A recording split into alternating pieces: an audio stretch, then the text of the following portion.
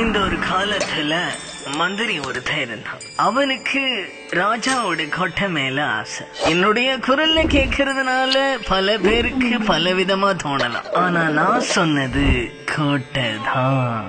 கோட்டையை உடனே பிடிச்சிட முடியாது இல்லையா? அதனால அந்த மந்திரிக்கு 2 தருதலைங்க தேவைப்பட்டாங்க.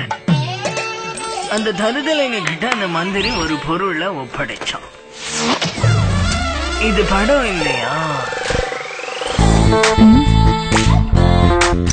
அப்போ ஒரு ஹீரோ ஹீரோயின் இருக்கணும் இல்லையா?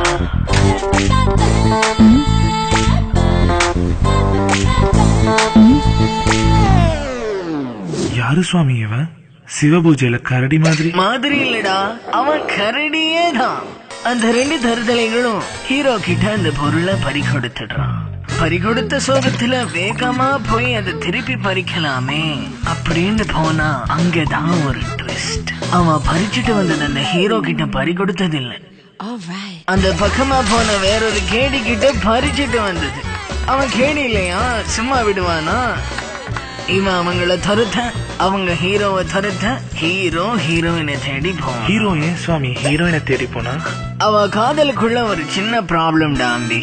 சுவாமி சின்ன ப்ராப்ளமா இல்ல சின்னதா இருக்கிறதா ப்ராப்ளமா? ஜஸ்ட் ஒரு நூல்ல மிஸ் ஆயிடுறது கரடி.